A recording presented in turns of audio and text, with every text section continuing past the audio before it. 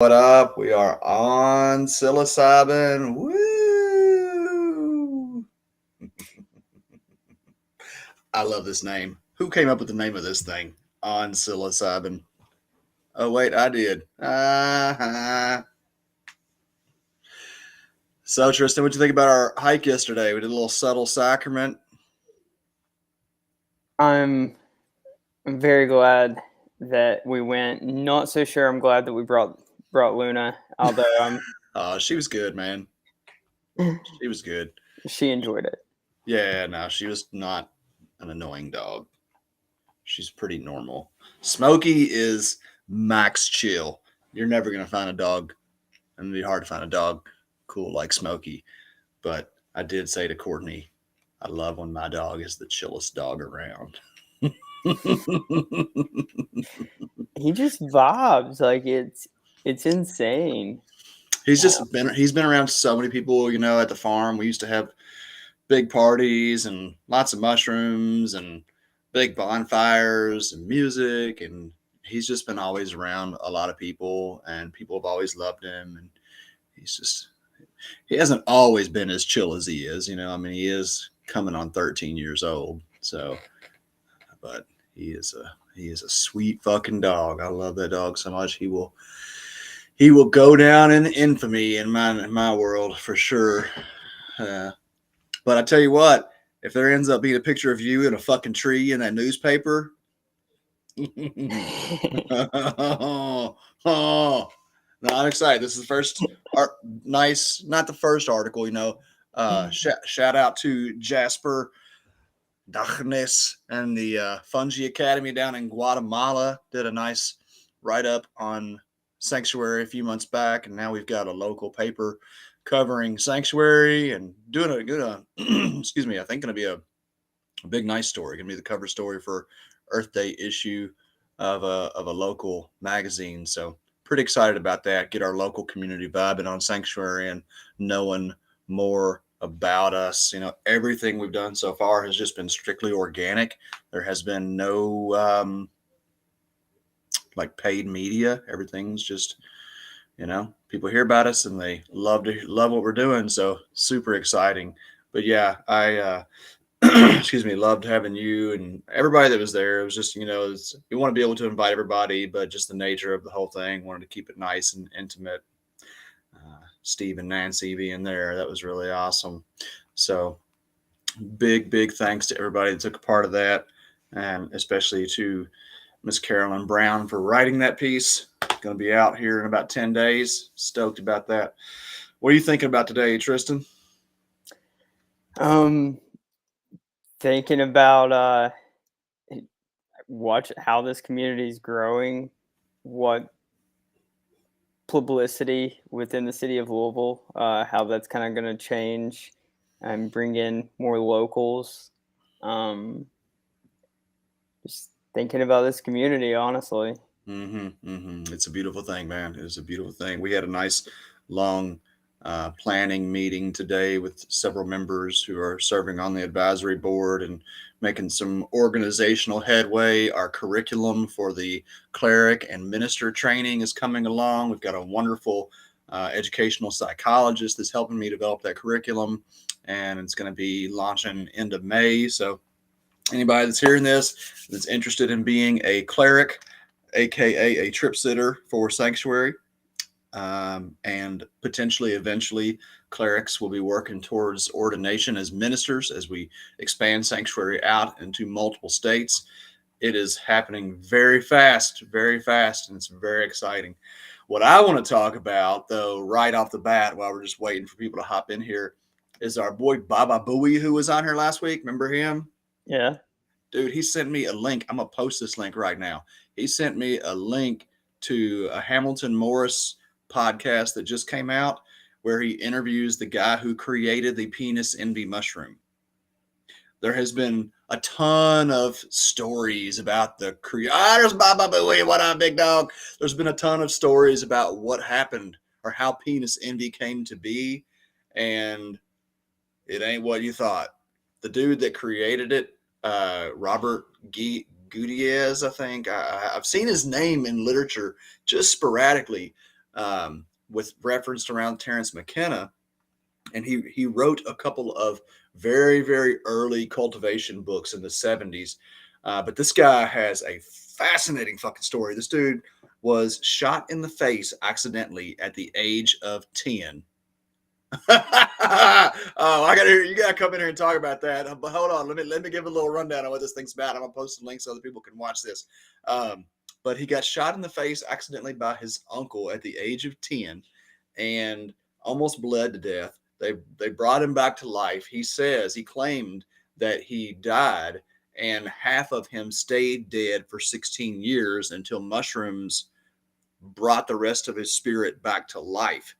And like I said, I'm pretty sure it was the mushrooms. Maybe not. Maybe he was taking mushrooms, and I think that mushrooms had a role to play in it. I'm gonna have to listen to this podcast twice. The dude's a mad scientist. I mean, he's like a literal. He helped to discover the how cells divide. This is not some just like whatever like home grower. This guy helped to develop Nobel Prize winning research around cell division. And where I stopped in the show today, I had to cut it to get on here, but where I stopped in my listening was he was talking about how ghosts and like death would come and visit him. And remember last week when I was talking about having that trip where death, the Grim Reaper, came to me, he's like describing the fucking thing that I experienced. And so to hear a Nobel Prize winning scientist talk about the spirit world, astral projection, clairvoyance, distance healing, and all this kind of stuff is pretty fascinating. Not to mention that he invented penis envy. So crazy. Yo, Baba Booey, I would love it if you'd hop in here and tell us why that podcast made you not want to eat mushrooms. What is that all about? I haven't got to that part yet, but I am sure curious. I'm gonna go grab that link real quick. What's that sound like to you, Tristan? No, so I made it like 33 minutes into it. Okay. And I was blown away. One, because like how many scientists actually credit something that's not physical and put in a test tube. Also, it's a really nice episode to kind of get some clarity on a strain that the Shroomery and every other forums page is just shooting at the hip, guessing. It's just a beautiful little full circle.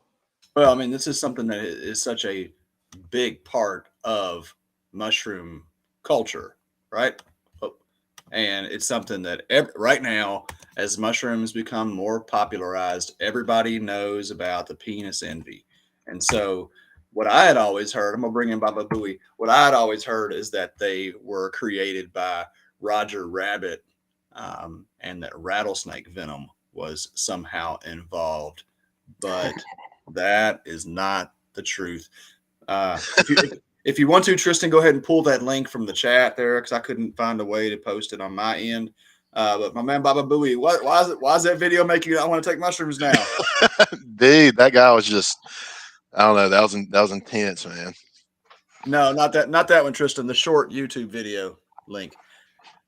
The dude talking about seeing death all the time, and I don't know, man. He kept talking shit about that Mushroom John guy too. Mushroom John's a crazy fucker, dude. I don't know if you know anything about him, but everything that he said, I was like, yeah, that sounds about right. Man, yeah, I added on my Facebook after hearing that. Yeah, I would be careful about engaging with him. I've tried to chat with him a few times, and it is I don't know, man. That's a tough row to hoe, as we say here in Kentucky. I'd just leave that one alone. No, it was awesome though. Yeah. I'm sorry. Go ahead. No, I was just saying that podcast was freaking awesome. I can't believe he found that dude. Like that. I know he said it took him 14 years to find the guy. Right? Crazy. So, what are your thoughts on this whole spirit world thing? This is something that I have only really recently started to seriously consider. What do you mean, like that their spirits like that we Is can it, like. is it real? Yeah. Yeah. I definitely think it's real. Have you ever had any No, like encounter? I've had nothing, which is crazy. Like I've had nothing, but I still like nothing at all, really, like at Mhm. all. And but I still totally believe in it. I've never known like a lot of ghost stories. Like, have you heard a lot of ghost stories like living in the South? Like I've always heard like tons of ghost stories from Yeah. being from the Yeah. South. Yeah. But I guess what's more relevant in my situation is I'm starting to recognize that I've experienced quite a few things. Like there's a lot of stuff that I've dismissed. And then I recently had a mushroom trip that was fucking undeniable that some shit's going on. And I started kind of looking back at stuff in the past and was like, okay, like I'm going to have to just acknowledge that there really is. What do you mean? Like, did you like communicate with like some like people that you knew that were dead? Like I've heard that's like a thing. Like you can contact dead loved ones when you're tripping.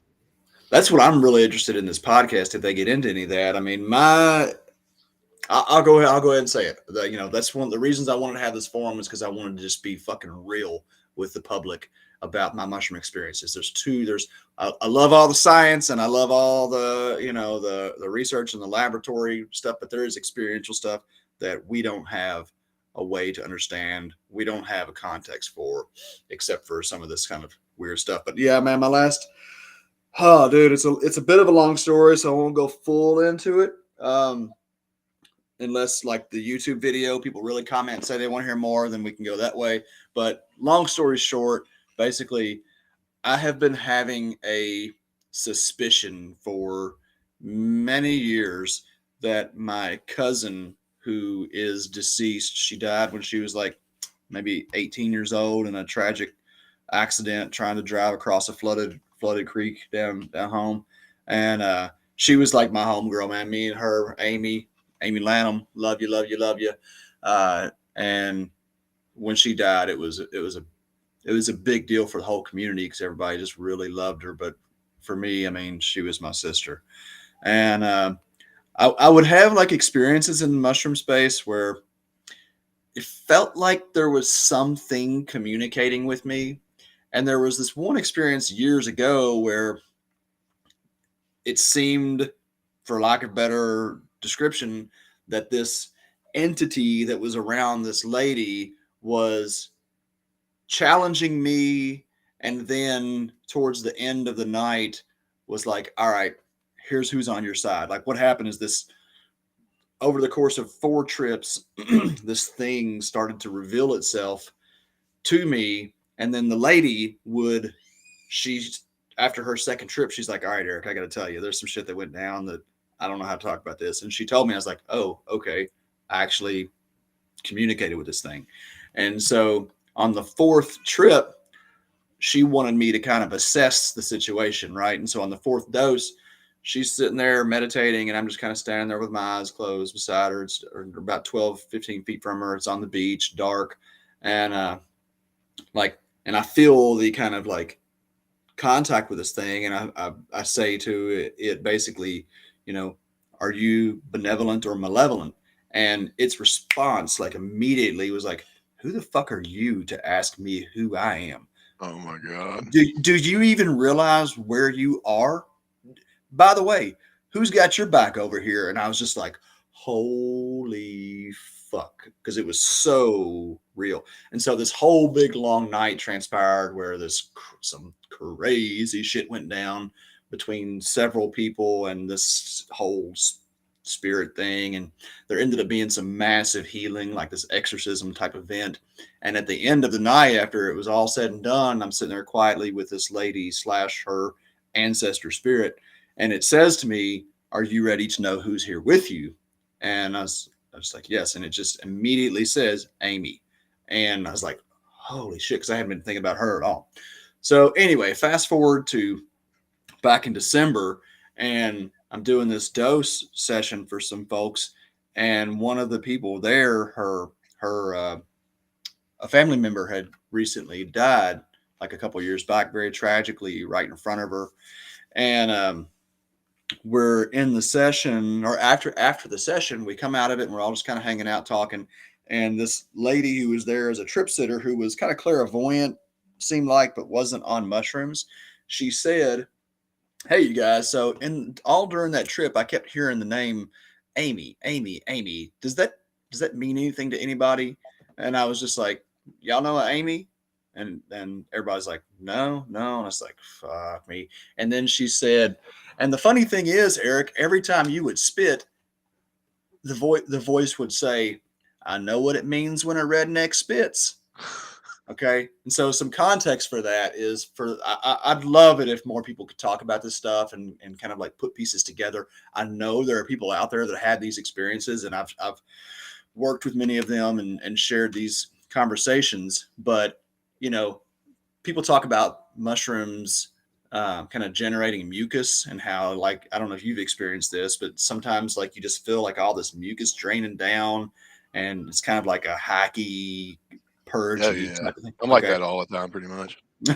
Well, I've got a whole theory on that, and because of working with mushrooms, I have come to believe very firmly that mucus holds memory, and that it's kind of interesting that when people take mushrooms, that they'll have, like, sometimes just have this kind of outpouring of mucus, not know why, not know where it's coming from, and then afterwards talk about the relief that they feel and kind of some emotional content that was related with it.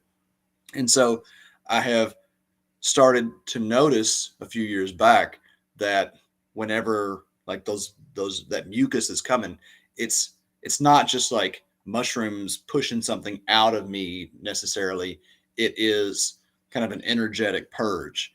And so for this message to be conveyed, while like this whole spitting thing has been a very kind of it's been an interesting kind of ongoing thing that I notice whenever mushrooms are really coming on and things start to shift, that's when it happens. And so for this lady who just out of nowhere is like, "You might know Amy." And why would she say, "I know what it means when a redneck spits"? Oh God, my wife. That's a t-shirt. Mucus holds memory. Yeah, baby. Yeah, I know you're going to love me through it all, no matter what. Shit gets weird, y'all. I mean, mushrooms, Oh yeah. we have this thing where we talk about mushrooms like it's just this, neurochemical, psychological thing. No, it's something else, man. It's 100% something else.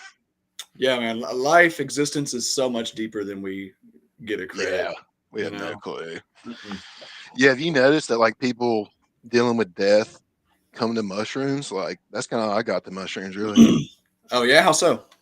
Yeah, my brother died, and like Oh, I swear it was maybe, and I tripped before that, but like I hadn't tripped in forever when it happened, and I swear it was like, I don't know, it just kind of happened.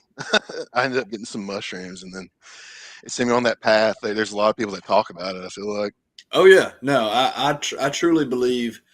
God, I can't believe I'm talking about this stuff, but again, that's why I'm doing this. I'm just ready to be. I'm ready to be out in the open, y'all.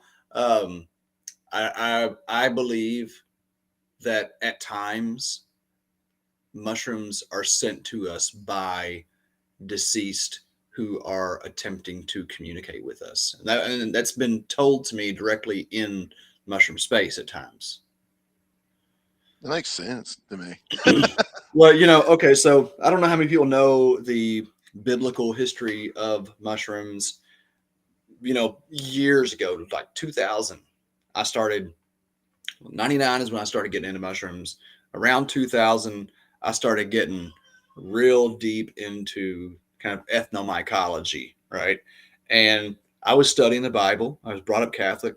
I've always studied sacred texts, but the Bible was kind of like the one that I studied alongside everything else. And I started noticing, like, in the Old Testament, particularly, there's a lot of mention of different herbs, particularly in what sound like spell casting or shamanic work, if you will. And I just kind of wondered, like, okay, you got all these plants, hyssop and cannabisum, and all these different plants that are talked about in a cleansing, sacred sense. And I started being curious about mushrooms. Like, are mushrooms in the Bible? And I asked a couple of Bible scholars, and they actually literally laughed in my face. And I was like, all right, that's cool. Well, I'm gonna keep digging. And so it came to me. This was actually such a beautiful synchronicity. I had picked a bunch of fairy ring mushrooms, Marasmus aureates, I think is how you say it, and I left them on my kitchen table and went and laid on the couch late, probably smoked a joint, passed out on the couch or whatever. Woke up the next day and the mushrooms had erupted in maggots, right? So there's flies lay eggs in mushrooms and they hatch and maggots erupt.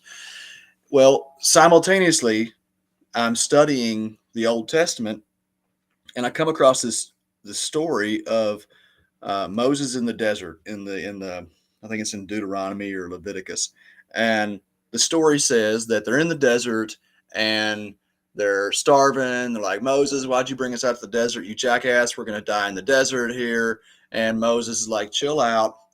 You'll have quail to eat for dinner and you'll have bread in the morning. And they're like, yeah, right, whatever. Well, sure enough, as the story goes, a flock of quail come down at night and they eat the quail. And in the morning they wake up and it says that there were white loaves all around the ground that they didn't know what it was. So they called it manna. And they were instructed by Moses to harvest no more than what they could eat for the day. And on the day before the Sabbath, they were to prepare manna for the following day by slicing it and drying it or parboiling it. Okay. And then it says that there were greedy Israelites who went out and picked manna on the Sabbath, or they picked more than they could eat and they didn't store it properly. And it says that it bred worms and stank. Okay. The manna is also described as coming with the dew and withering in the sun. Now, in the Sinai region, there grow puffballs or desert truffles that are entirely edible. They look like little white loaves out of the ground. And sure enough, if you don't dry them or parboil them like the fairy ring mushrooms I found, they will erupt in maggots. And I was just like, when I saw those two things side by side, I was like, holy shit, is the manna mushroom? Well, you dig deeper and you find out it says they called it manna because they didn't know what it was. Well, manna is a borrowed Syrian term that means fungus. Okay. So later on throughout the Bible, when they refer to manna, they call it the food of the angels. They say that the Israelites lived on the food of the angels, right? And there are indigenous traditions that are actually not even indigenous traditions. The Jamaicans, they call mushrooms duppy umbrellas or ghost food, right? The Jamaican people still call mushrooms ghost food. Yeah. So, if you think back here, if you kind of connect some of these dots, and if we think in kind of metaphysical terms, or we don't apply kind of this strictly, Newtonian mechanics to things, then it at least causes me to question kind of what is perhaps another reality that mushrooms exist in. We all exist on multiple dimensions. We see 3 dimensions. That's what we get. We get a little peek into the 4th dimension through time, but we exist on multiple levels, and everything else does. So I don't have the answers. We all know that, but I got a lot of questions, and that's kind of one of the lines of curiosity that I've been going down in the years. Other interesting thing about the manna of the Judeo-Christian text is that the only other place that manna is referred to is in Revelation. Like throughout the Bible, it refers back to that original story, but the only other place where a separate kind of manna is mentioned is in Revelation. And it says in this chapter or this book, it says that like the end times, when the King of Kings comes, when all this, this kind of like upheaval, it says that hidden mana will be revealed.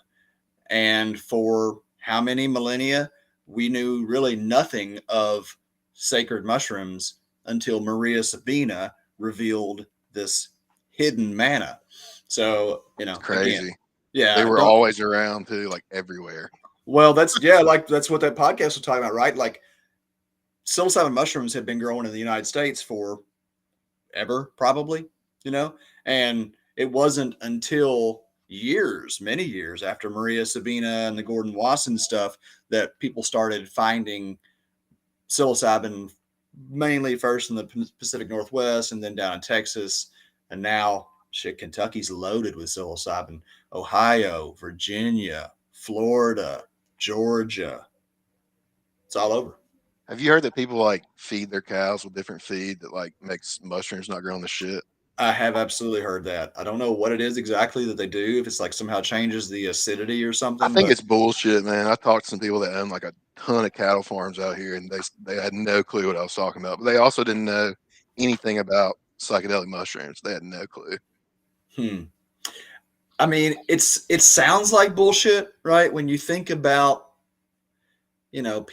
people have been picking mushrooms in Florida and Texas and stuff for, I don't know, 10, 20 years maybe.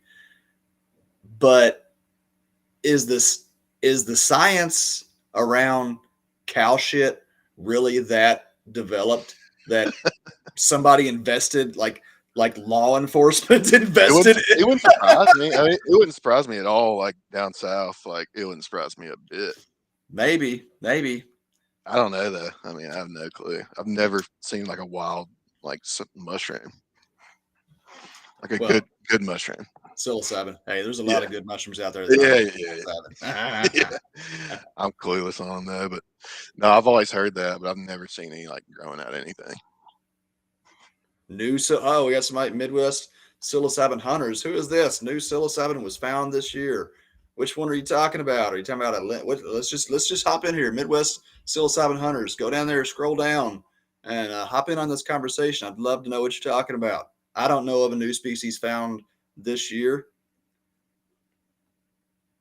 There's the link. Just click it. I'll let you in.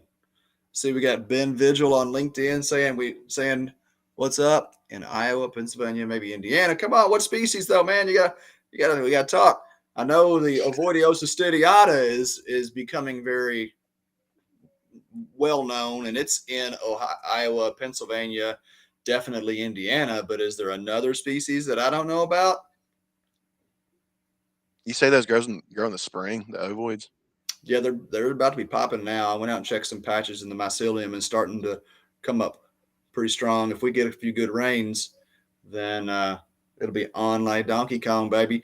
Ben Vigil, would you like to get in on the conversation? You're welcome as well. Who we got here?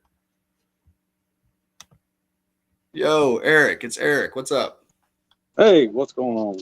Welcome to On Psilocybin. Are you the Midwest psilocybin hunter? Yes, sir. All right. Tell us a little about yourself first and foremost. Oh, well, I'm up here in Indiana. I'm sitting in a teepee right now. Like, I just got it set up. Okay, nice. Yeah, I'm having fun. I can't seem to find myself in the camera. So I started this group on Facebook, Midwest Psilocybin Hunters, 2018, I think. Okay. And it's up to almost 4,200 members currently. So the new species that Alan Rockefeller just sequenced in Iowa and Pennsylvania, a guy in Indianapolis called me December 16th, I believe it was. He hit me up on Facebook. I've got a road right here by me too. You're good, man. Anyway, so he had found these mushrooms, and right next to the building that he works in, knew that they were not something that he'd ever seen before. He knows mushrooms. Mm-hmm. He wasn't exactly sure. I don't think if he knew that they were psilocybe or not, but he knew that it was something different. Okay. And so he had collected some for some spore prints for himself, and he just told me come get the rest. He didn't know, how to pursue it further to get testing and all that done. So I ran down there and picked all of them I could. And I've sent samples off to Stephen Russell. I was getting ready to ask if you knew Stephen. Yeah. Yeah, of the Hoosier Mushroom Society. Yeah, Stephen's his buddy. Yeah. And then Alan Rockefeller. And my first sample with Alan, he lost. It should have been right there with the other two that he just got done sampling, but it disappeared somewhere in the process. So I just sent him a new sample. He just sent me a text yesterday that he received it. So okay. So is it a wood lover, or what was it growing on? It is. I was everybody thought that it was Psilocybe ovoid cystiodata when I started putting pictures up. But it was tiny. I like a quarter the size of the ovoids that I've picked in Kentucky. Okay. Height wise, but the cap was about the same. Okay. So relatively large cap, short stem. And anyway, so I looked at the spores. They were ellipsoid. And the ovoid cystiodata spores are rhomboid. So it wasn't ovoid cystiodata for sure at that point. I started calling it Carolepes, and that's what I've still been kind of calling it. But it's smoking. My wife came in here. Sit down on the ground, and it's not as bad. The lower you get, the better. So anyway, so at this point, you look at Carolepes, and their caps are tiny, and they're relative to the stipe. They look, proportional.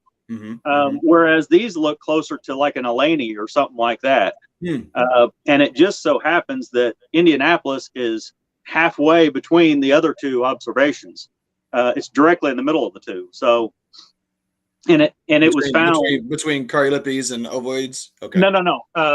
The Iowa find in November, and the Pennsylvania find in November. And then Indianapolis we found in December. Okay. Okay. But it's directly between at the same latitude. Yeah. Gotcha.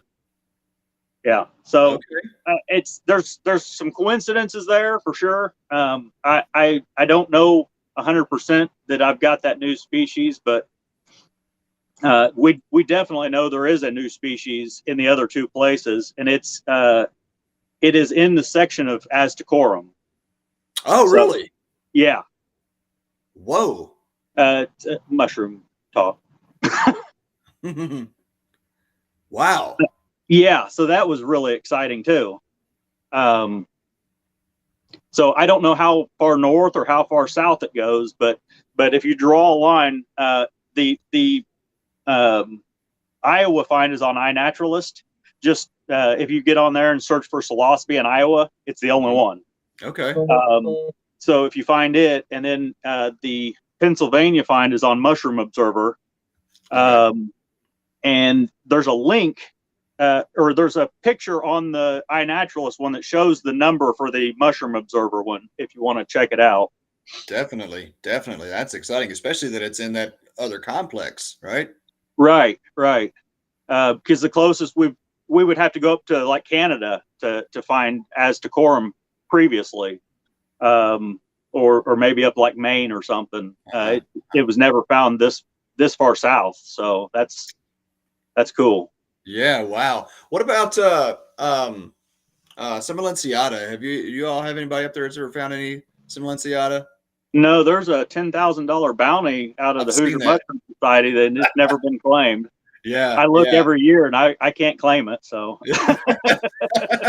yeah, I saw that. Man, Steven's a great guy, man. He's always been doing. I mean, me and him were fucking hanging years and years ago, man. Back when he first started that, I remember going up to Bloomington and seeing his shop there. So it's good to hear his name. I'm glad to know he's still. Oh, he's doing great work. Yeah, he's got he's been doing for a few years now everybody's DNA that he can get a hold of in the state of Indiana. And he acted like he's got like 4 to 5 more years of DNA sequencing ahead of him before he finishes the curve, because it's still going up at this point. He's still collecting more every year that he's never collected. Isn't it amazing that this whole field of study just has so much untapped knowledge? For sure. It's incredible. You know, these pivotal organisms that are a part of every single environment almost are so unstudied. It's fascinating. There's so much to learn here. Yeah. So I'd love to hear a little bit about your story, how you got going, and just your background. Yeah. So, you know, I started out just like anybody else. A friend had some mushrooms, and I was an adult by this point. How old were we, Amber? 25? Yeah. 25? That's barely an adult, man. Come on. Barely an adult. Yeah. Tristan, no offense, Tristan. No offense. So yeah, I was about 25-ish, and somebody had mushrooms. I'd always wanted to try them. I'd always been a little scared because, you know, I'd heard of people having bad trips and shit. But yeah, I said, yeah, give me whatever they come, however you get them, give me a bag of them.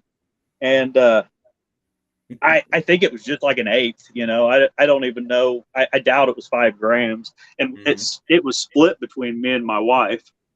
But that was the one and only time I've ever had the ego death. And it was, you know, it couldn't have been more than 2.5 grams, you know, because whatever we got, it was split between the two of us. But we were watching Shrek, and shit was going wild, and I had to go lay down in bed. I thought that was going to be the wise move, and shit got crazy when the lights went out. I should have stuck with Shrek. Right.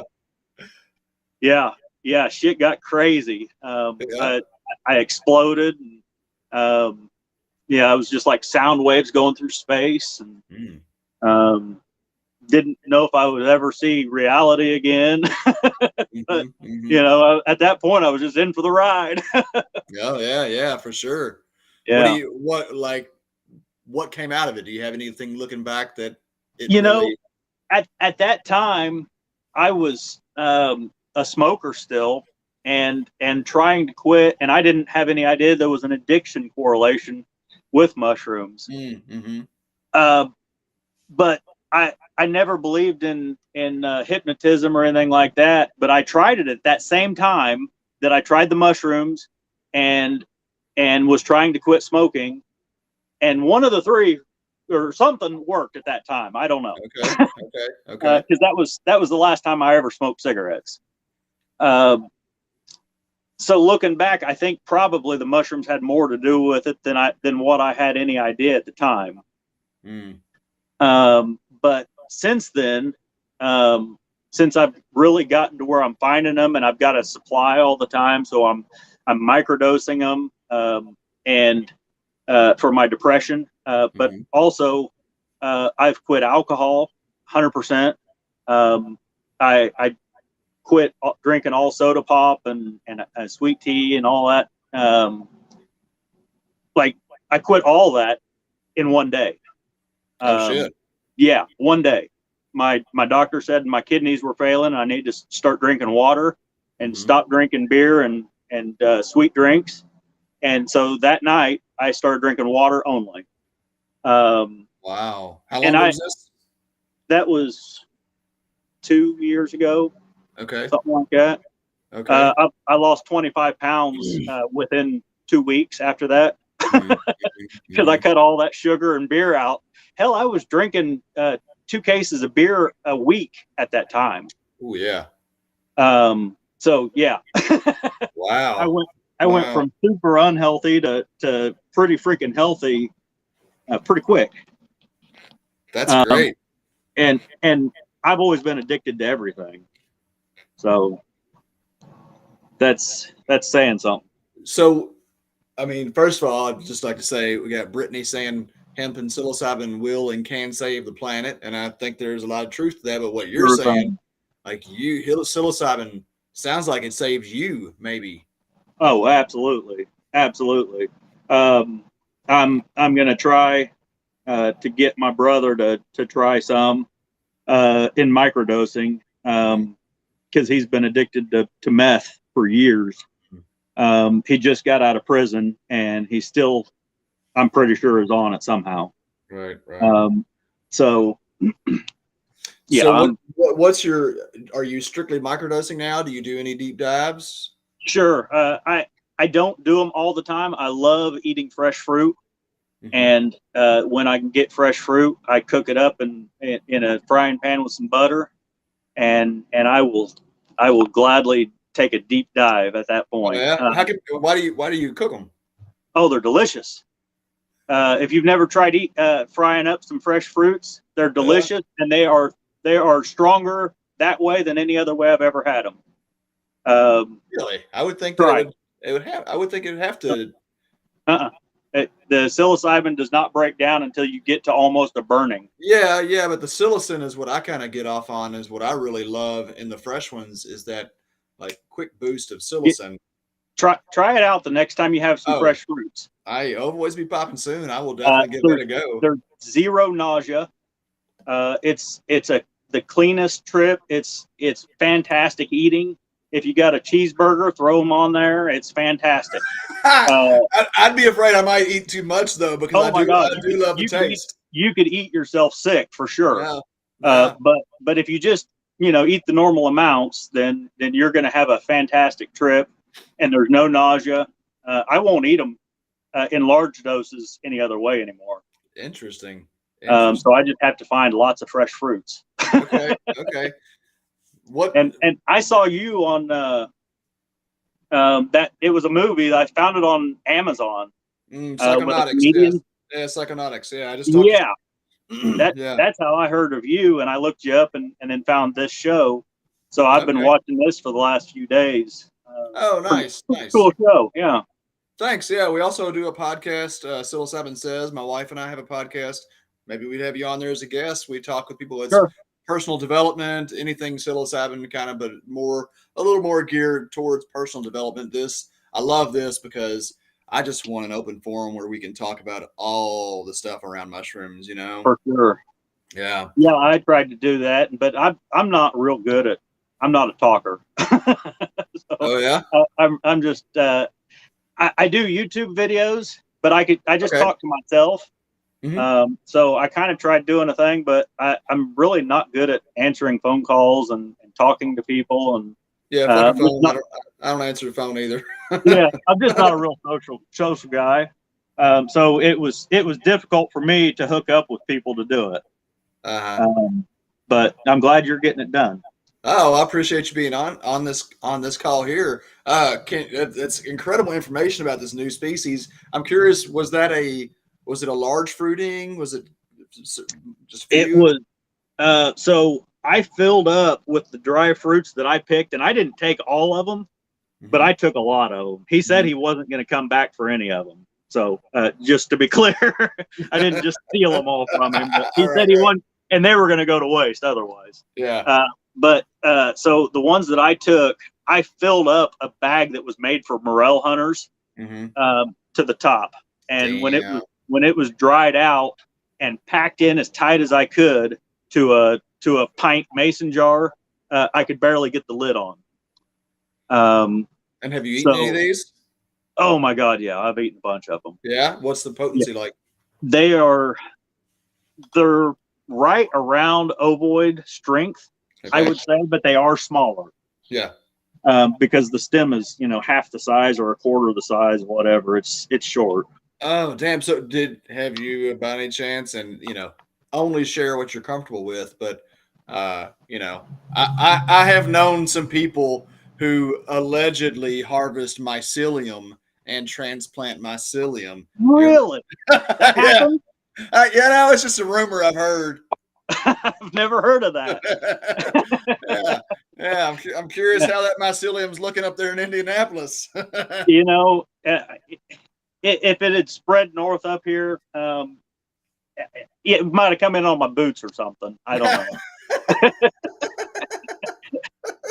Mushrooms, they have a way of getting around, don't they? They sure do. They sure do. They hang on. Indeed. Man, so it sounds like you're doing some really good work. How many do you all do forays and whatnot, gatherings? Yeah, I'm doing one at Clifty Falls, May 21st. It's free for anybody that wants to show up. Obviously, I'm not charging. I probably could, but I'm not.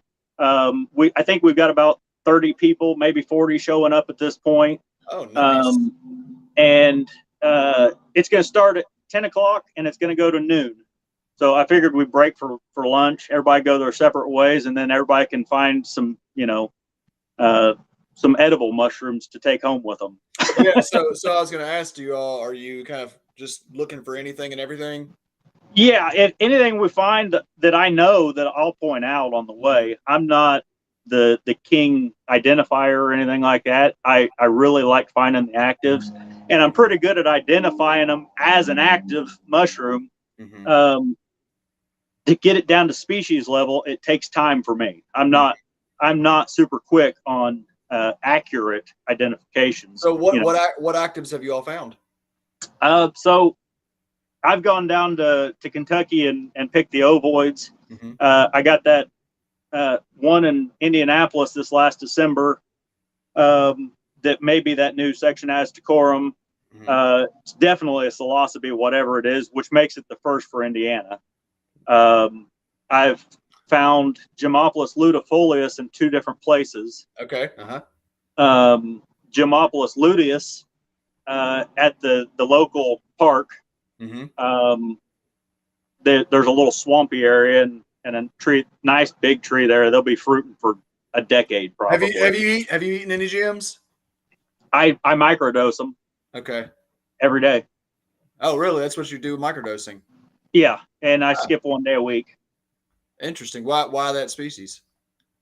Well, they're too weak to get anything else out of them, and they are perfect for my depression. I've gotten off all my depression medicine.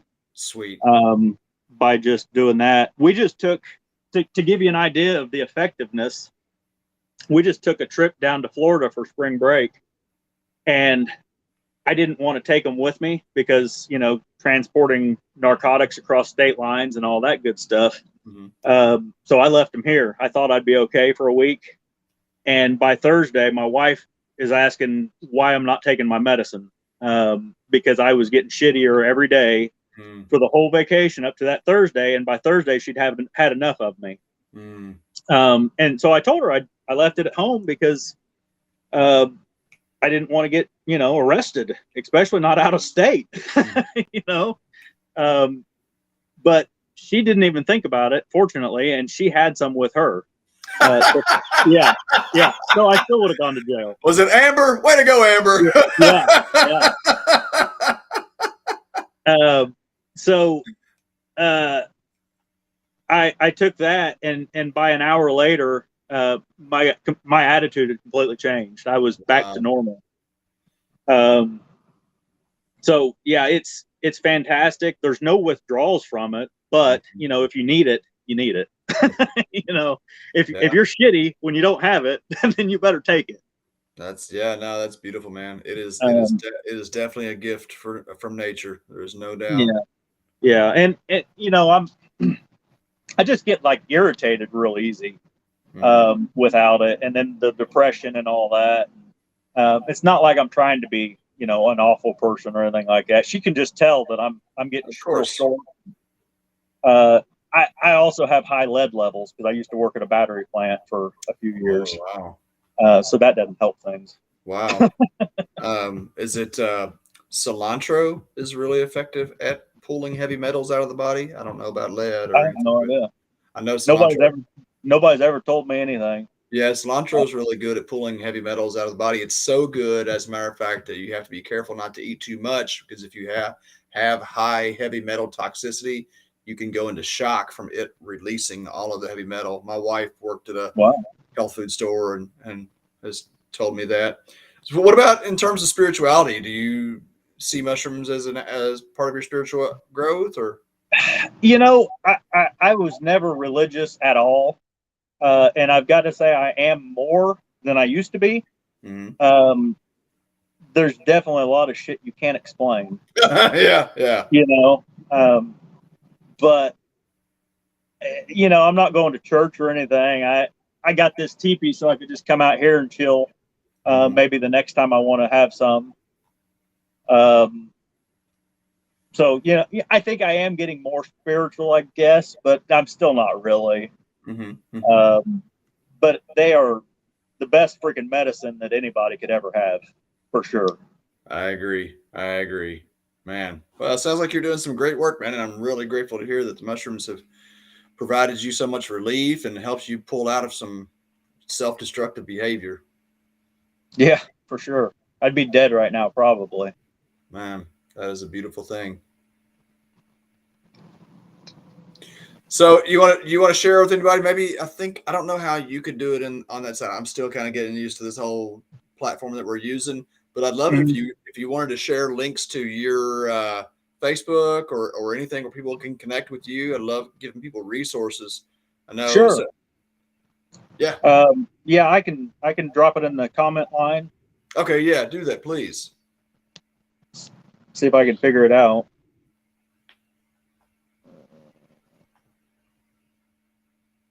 Maybe. Nope. I'm not sure. Well, that's okay if not. You could also just tell everybody where to find you, like what's your YouTube channel, what's your Facebook page. So the Facebook page, I have been told that it is difficult to find. We've got close to 4,200 members currently, but it's Midwest Psilocybin Hunters. Oh, is that Tristan just posted the link to it right there, I think. Look at my Tristan's. That looks right. That looks right. Is that what that is, Tristan? That's awesome. You're live, buddy. Talk. So, and then the other one is the YouTube channel, which is also Midwest Psilocybin Hunters. And I think I've got 250 or 266 subscribers at this point, so not real big, but better than my YouTube channel. Shit. We're all starting. That's right. So you just start where you start. And, I didn't start that until I had just been posting random crap, on YouTube. No real rhyme or reason. And then I posted a video where I found some Paniolus cinctulus. And all of a sudden I had 1,000 views on this thing and had, like 20 subscribers from one video. I was like, what the hell?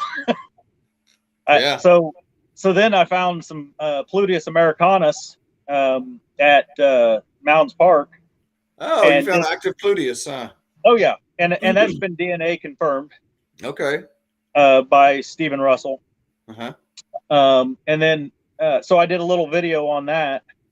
And it did pretty well too. It didn't get as good as the Paniolus.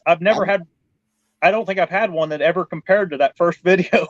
And I erased it because they started systematically going in and erasing my best videos. And I thought, I'll get ahead of it and take that one off. And then they won't kick me off YouTube. Well, they kicked me off anyway.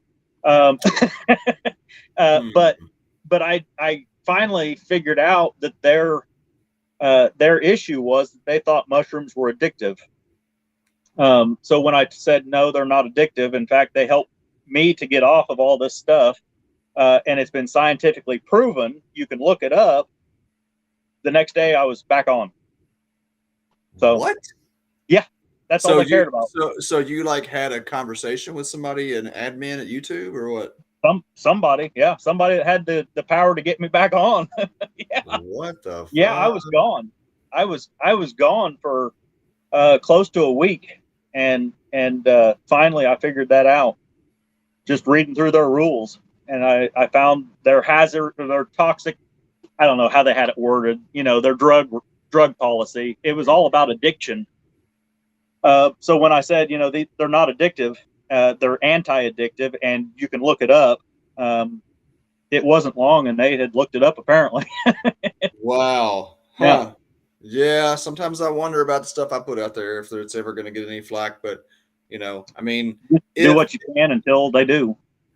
Yeah. I guess the deal with that though is you put a lot of work into creating content, and then if it's just gone, it's like I wrote a book or something that's just out of existence. Which, there's been a fair amount of my work that has been either taken or deleted or whatever by other people that had some shit against me. So it's whatever, man. Like I say, you just do what you do, and trust the process. Right. Yeah, and that you said a book. That was the other thing. I just finished the first Midwest. It's what's it called?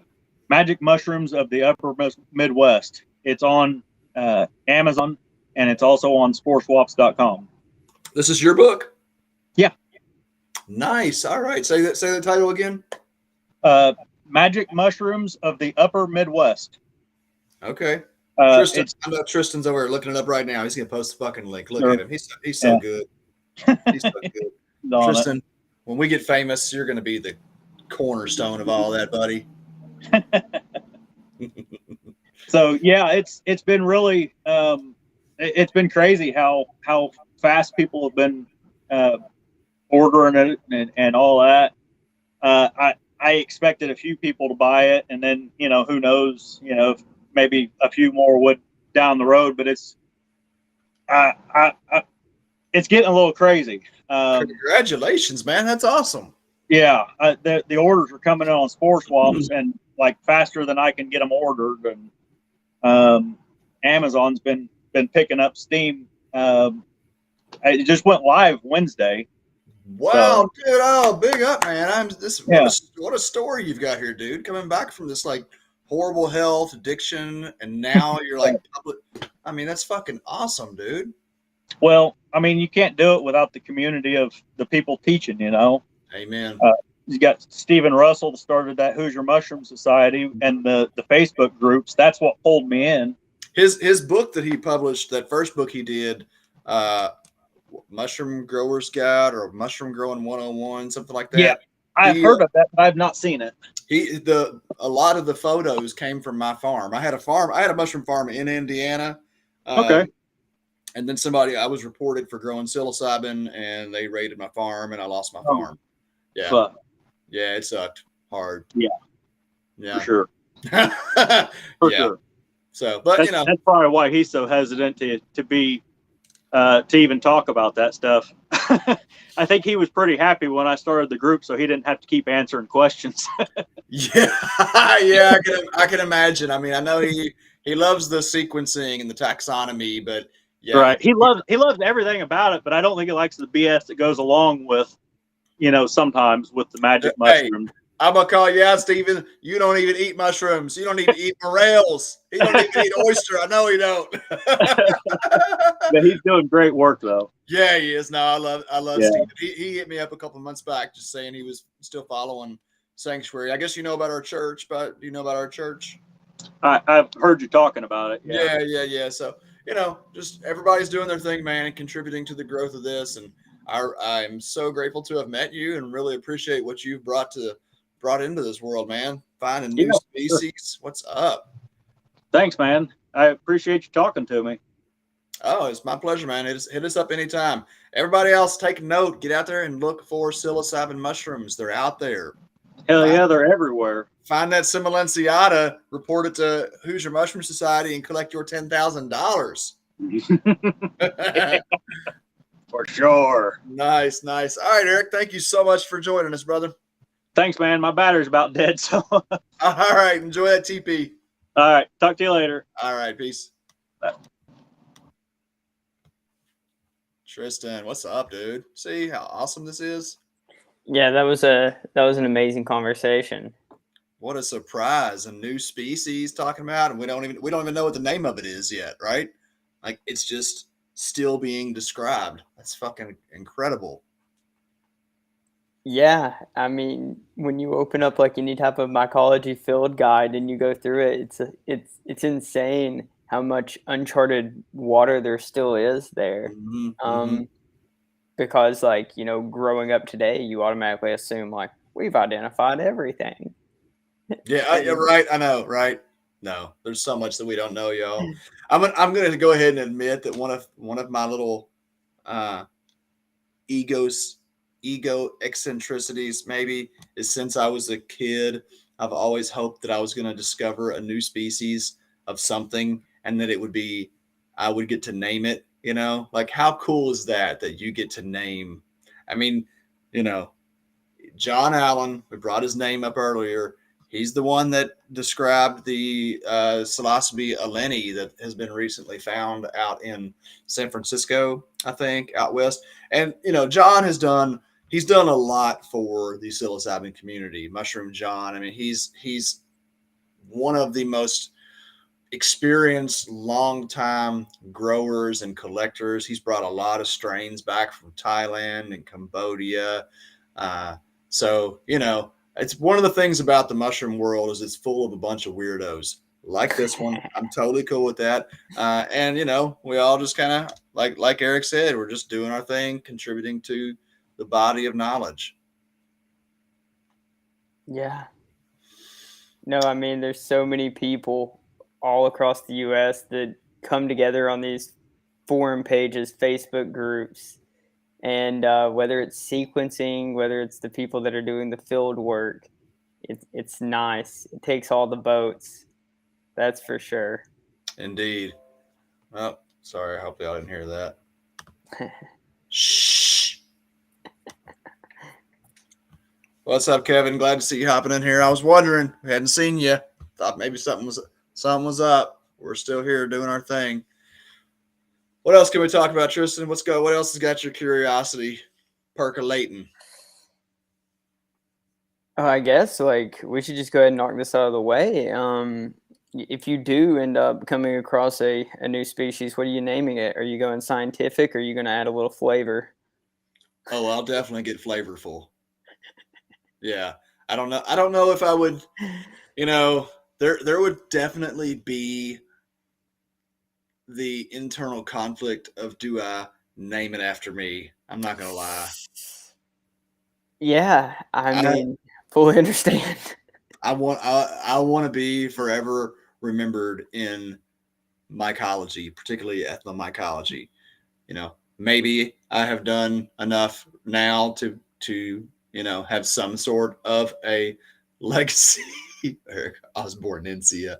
But I also like I like kind of like the thought of creatively describing it, right? Like Ovoidiosis cystidiata is just, I mean, it's kind of like it's very descriptive in a nerdy way, right? The cystidia that hold the spores are ovoidal in shape.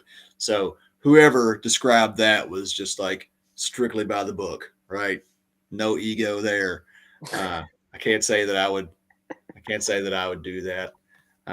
So I don't know. I did used to have my own strain that I developed. I got to get that back up, man. I got to get another strain that I developed. I did call that one Mr. E. That was also a tribute to an old teacher friend of mine, though, who called himself Mr. Z. And he was, when I started teaching middle school, I had my students call me Mr. E in homage to him.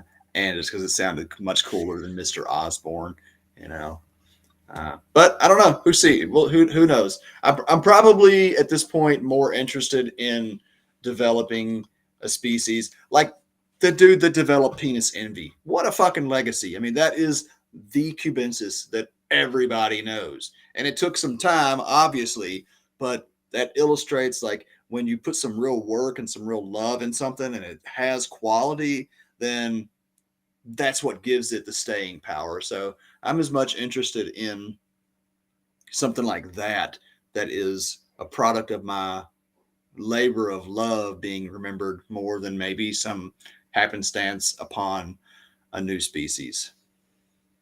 Oh, I mean, it's amazing. When I had no clue that peas had been around since, late 80s, early 90s. Because, everybody claims that, like, that's the most sought after strain, if you will.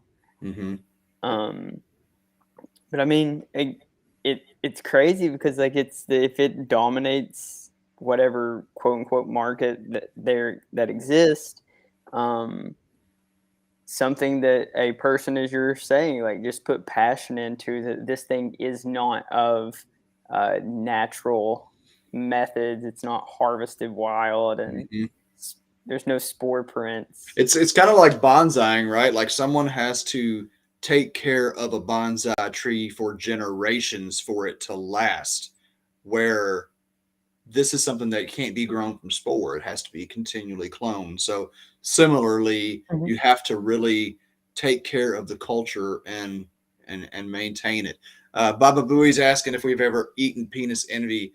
I actually have a big fat bag that I recently that was recently donated to the church, and I have not had the chance yet to imbibe in those beautiful phallic fungi, but I certainly intend on it, because the last dose I did of 12.5 grams of some regular cubensis just wasn't strong enough. I need something that's going to peel my fucking face off.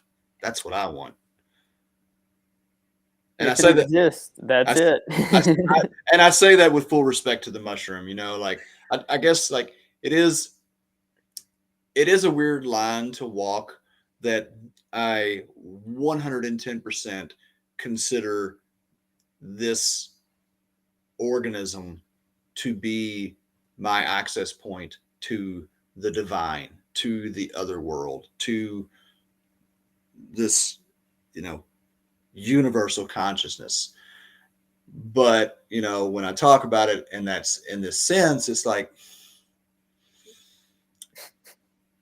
to say,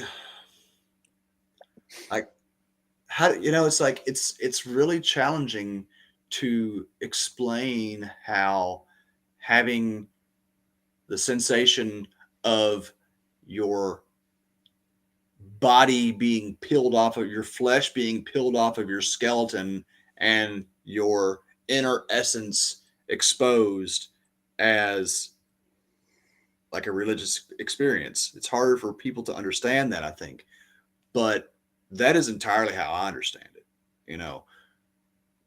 Even like the stuff like purging and even laughter, like, there's just, all of it is getting past this self that is so much in the way of the true self, which is joyful, which is infinite, which is ecstasy in all of its forms. There's a place where pain and pleasure, where laughter and crying are the same. It's just sensation. It's just the ecstasy of existence. So, when I say that I want mushrooms that are strong enough to peel my fucking face off, I say that in full respect to the mushroom as a sacred experience, a sacred plant, by all means. Well, like, for me, when I first was, like, having experiences, and then someone would speak with me who, had no experiences. I really described it as, like, if you're a carrot and then you got to, like, peel the carrot, like, you have to get off the hardened outside edge. Like, that's what, in many ways. Is this coming from a Tool album? No. Do you know the Tool, "Kill the We're the rabbits, we're gonna kill the carrots"? No, I am not. Kevin, you're gonna have to send me that one. I'll have to. Yeah, we'll make sure you get to listen to the weird Holocaust of the Carrots by the Rabbits. Anyway, Tool is a very psychedelic band as well, for those of you who don't know, which I'm sure that most of you do, except for Tristan, who's still listening to Janis Joplin and Jimi Hendrix Hey, listen, I'll make my way through the decade. I know, man. You're working up through the psychedelic music. I love it. I love you. You're doing such great work, and I'm so grateful that you're here with us. And I'm so grateful that you listen to Jefferson Airplane. Oh, you're very welcome. I'll get over it eventually. We'll transition into another decade, but by God, there's some beauty there. I agree. I did want to also say this. You talked about like the peeling your face off, and again, that needs to be make sure that that's not in an Amanita way. That this is in a psilocybin cubitus way. Yeah. Well, Amanita muscaria is a different story. Amanita phalloides will actually send you to your grave, not just an ego death, but an actual death. Yeah. So it is extremely important that we always talk whenever people are talking about picking wild mushrooms, just like Eric from Midwest Psilocybin Hunters. There are absolutely deadly mushrooms that grow alongside psilocybin mushrooms. People die every year thinking that they're picking either an edible mushroom and it turns out to be something deadly, or an active mushroom and it turns out to be something deadly. I have 110% found Galerina autumnalis growing right beside Psilocybe ovoidiocystidiata. And I mean like right beside. And to someone who's not discerning, someone's a little too eager, could very easily pick. And just 3 of those little Galerinas will kill you, period. No coming back. Ain't no resolution other than the coffin. You're done. So do not fuck around, people. This is very serious stuff. It's very serious stuff. There's a reason why, mushrooms have been revered and feared. Yeah, no, I greatly appreciate that, because I know what it's like to be overzealous and to be out there looking for something, especially at this time of the year where everything's like slowly coming out. Mm-hmm. We've been on a bit of a dry spell, haven't had any mushrooms for the last 3 or 4 months. Yeah. Get all excited. Grab the wrong thing. I really appreciate that about Alan Rockefeller. He's like, just reassuring the steps for reducing harm in any of those situations, making sure that you're doing proper bruising if you're unsure. Yeah, Baba Boo just asked if both bruise blue. No, they do not. The Galerinas, they don't bruise at all. They have a red orange spore print. Their gills are a little more orangey, and their overall cap and stem are a little more orange. But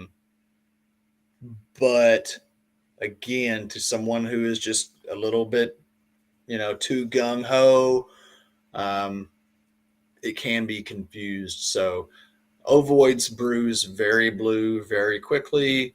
But they also have an extremely varied morphology. They can look very different to the same patch. You can have some that look very, very different. And the spore print and the bluing is sometimes the only real indicator that you have. And bluing sometimes doesn't happen as pronounced as it does in others, So it's just something that, I just always want to be sure that I'm reminding people that this is not a plaything. We can talk about it silly, and we can talk about how, crazy the experiences are and the weirdness and all that. But, it's all fun and games till somebody's in the hospital. We got here. I would like to try psilocybin. I'm afraid of a bad trip. How often do you have a bad trip? That is a great question, Marlon. If you're asking me, and I guess you are, I don't really believe there is a bad trip. I think there are challenging trips. The only bad trip really is one where someone is unsafe to the point that they physically hurt themselves, which is extremely rare. The sense of self-preservation in most people is like it just keeps you from doing anything stupid. Now, I have heard of a couple, and I actually worked with a guy a few years back whose brother was on mushrooms at college, and he was running around up and down the halls in the dorm, and someone called the cops because he was being all weird, and apparently the guy thought he was climbing into a closet and climbed out a window and fell like 10 stories and died, which is tragic. And his brother actually came to mushrooms to process that grief, which was a beautiful story in and of itself. There's an interview that I did with him on the Psilocybin Chronicles. But, in terms of a bad trip, I don't know. I feel like probably 50% of my trips are significantly challenging. I would also say that those trips are the most rewarding as well. The more challenging the trip, this is really important to remember, is often the more beneficial the trip in the long run.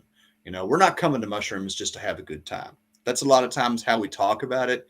And then people kind of expect that. And then they hear these tales of the bad trip. Oh, I lost my mind, or, oh, I thought I was going to die. I've come to really understand the value of that place that feels like insanity, of the value of it going through that death experience. Because when you get on the other side of it, you realize that you are eternal, period. So you're welcome to hop in on the conversation here, Marlon, if you'd like to. I'd be happy to talk with you. Tristan, if you want to post that link one more again, just so people who are coming in right now can hop in if they like. All you got to do is click that link, and then I will let you in. I always appreciate talking to curious newcomers to the experience. But yeah, the bad trips are not nearly as bad as they're often made out to be. Oh, I'm still actually waiting on the on just the joyous laughter and cheer one. It's in my dice. Like, I just gotta roll it. Yeah, you keep rolling the dice, buddy. You'll get there, no doubt. I mean, well, maybe we can talk about setting and how to set it up for that. I mean, if you are wanting, and there ain't a thing wrong with wanting to have a joyful, blissful experience. There's nothing wrong with that. And there are things that we can do to set ourselves up for that as well. What I find to be the most kind of valuable piece to that puzzle is my mindset. When I go into the experience, and there are definitely times that I go into the mushrooms and I say, all right, this is going to be laughter. This is going to be discovering and recovering the joy that life has to offer. And if you go in there with that as your laser focus, you'll get there eventually. It might not be right off the bat. You might have to get through some rocky stuff, but you will get there. You just keep coming back to that. There's been so many times that I have followed that own advice, and just, you see scary things come up. You see things that you don't want to look at, and you acknowledge it. The method that I have found to be most beneficial is to smile into it, to know that life is always trying to teach us something. Every experience is here as a teacher. And so to just continue smiling into it. And if you can maintain that, then you'll get over that hump, and you'll kind of like break through into this place of, this is a joyful existence. One of the things that I think eventually we get to a point with working with mushrooms where we're learning how to generate positive emotional experiences. And this is a very valuable tool for our everyday lives. We just had Eric talking about depression. I have been suicidal for so many years of my life. And what has ultimately shifted that is in working with the mushrooms and intentionally generating positive emotional experiences. And I don't just do that in the mushroom space. I do that in real everyday life. When I'm feeling really down, if I'm feeling like I'm having one of those days where, oh, okay, I think the thing to do is to check out. Well, I know that's not the thing to do. So what I will do is I'll go into a meditation. I'll focus on whatever beauty I can find around me and generate that positive emotion. And I can feel that well up in my heart. I can feel that move through my body. And it takes time, but it will eventually shift those negative spaces. There's a great guy that's a physicist, teacher, Joe Dispenza. I'm sure a lot of y'all out there have heard of Joe Dispenza, but he, basically teaches on how to do this, how to generate positive emotional states, and then to observe how that affects your life experience. So we don't have to be subject to our emotional states. We can become masters of them. And I think that's kind of like a big part of what the journey of life is all about. Actually, let's see, I can turn it there. That's in large part what this whole thing is here. I don't know if you had a chance to look at that on the Discord chat yesterday, Tristan. I posted it on there, but this is a metaphorical drawing of the human system from Taoist Chinese medicine. And what you really work to do is starting down in your root, at the base of your spine. You focus your energy there, you smile into it, you love yourself, and you can actually feel that rising up through your system, moving into your mind, and then coming into your heart and radiating out in the world. Mushrooms showed me this thing long before I ever found this. Mushrooms showed me how this worked in a visual representation in my own body system, and how me taking whatever input, whatever information I'm getting from the outside world, and turning that into a positive perspective, and then bringing that up into my mind, using that to transform my thoughts and flowing out of my heart into the world around me. And then a couple of years later, I found this teaching, and I'm like, holy shit, somebody knew this already. And funny thing is, there's a lot of historical evidence that the Taoist and ancient Chinese masters and many, many, many, many spiritual masters from many, many, many cultures used mushrooms to gain clarity, to understand themselves better. This is such a powerful and beautiful gift of nature. Everything is consciousness. Everything is consciousness. And consciousness gives us these gifts. They were tripping so hard, Baba Booey. Those Chinese dudes were in the mountains tripping balls. And it was beautiful. It's a beautiful thing. And you can do it too. You can access it too. Number one rule: don't leave. If you take mushrooms, stay fucking put. Stay where you are. Don't leave. Ride it out. You will get through it. It can be scary as shit. It can be fun as hell. It can be intimidating. It can be blissful. It doesn't matter. Whatever it is, stay put, get through it, and then come out and tell everybody about how you just defeated death or encountered eternity or whatever it is. But that is probably the biggest mistake that people make in terms of harm reduction, safety, is you're still tripping, and you either think you're dying, so you, I don't know, call somebody to come save you, or run out in the street screaming or whatever, or you're having like the most blissful, beautiful moment of your life, and you want to tell the world, just chill out, ride it out, dig in, come out and tell everybody when you can put yourself back together. Don't do it alone. That's my new method. Oh, do it alone. Man, I gotta say, I think there's a lot of value in doing it alone, but there is a ton of value in doing it in groups. I was sold on the Terrence McKenna 5 grams in silent darkness, nobody else around. And then I started doing retreats in Jamaica, and I was like, oh shit, you feed everybody mushrooms, you turn everybody up, and then you start getting into the group mind experience. You start getting into some very interesting and strange metaphysical phenomena.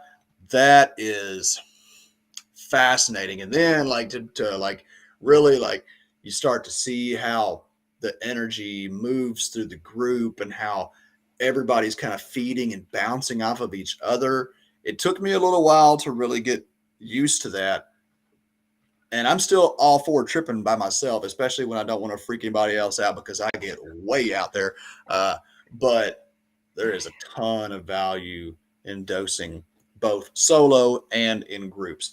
The solo thing, though, Baba Booey, don't leave. Stay where you are. If you don't have somebody else around you, it can be real freaky. You can start to panic and think that you need help. Don't. Ride it out. Ride it out. So Marlon says we just sold him. Well, I mean, hey, dude, if you love the roller coaster of existence, then this is the thing for you. This thing will send you safely on a ride through the cosmos. And it can be, like we said, it can be blissful. It can be euphoric. It can be ecstatic. It can be terrifying. It can be insane. I personally love that place of insanity now that I know that it's safe and beneficial. So, just educate yourself to the extent that you can and get into it safely. Man, does anyone ever talk about telepathy with mushrooms? I've had that happen too with a buddy. Absolutely. Absolutely. I had this one time sitting with 3 guys, and it was the first time that it ever happened to the extent that I was like, holy shit, this is happening. And one of the guys, it was an older dude. There was 2 older guys that I was tripping with. Man, I can't even put it into words, but the one guy was basically telling me this is actually how we do telepathy. I heard his voice and heard his words in my head, and we were literally exchanging. And I've had it many more times since then. It's all frequency and vibration. That's all it is. We are transmitters and we are receivers. We overcomplicate this thing. We try to turn it into some either we science the hell out of it or we religion the hell out of it, when it's really very basic. Everything is energy. First thing mushrooms taught me, the very first 19 years old, 2009, the very first thing the mushrooms told me was it's all energy. And I was like, it's all energy? And they're like, it's all energy. And I was like, all of it? And they're like, dude, all of it. I was like, what? All this? The couch and the people and all? Shut the fuck up. It's all energy. Learn the lesson, man. That's another thing I would really like to tell people. If I could go back and do anything, people kind of ask me what would you do over, right? What have you learned that you would bring back to your first experiences with mushrooms? And I would say I would believe everything that they told me. It took me years to really acknowledge. I'm a skeptic, I've always been a very show me the proof. If you can't, Tristan, what's it you say? If you can't write it down, it don't count. And yeah. I was that way for a very long time, and I still struggle with that. But it took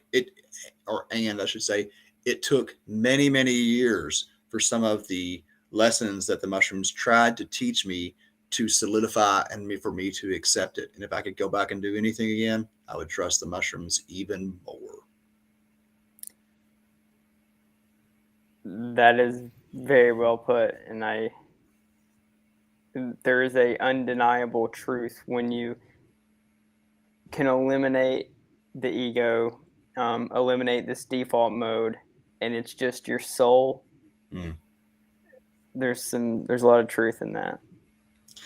Yeah. I mean, it's just basic. It's all energy, and energy knows itself. If you just center in onto that kind of vibrational center, what you're picking up on, what you're transmitting, and whether you know it or not, for real, people know what you're thinking.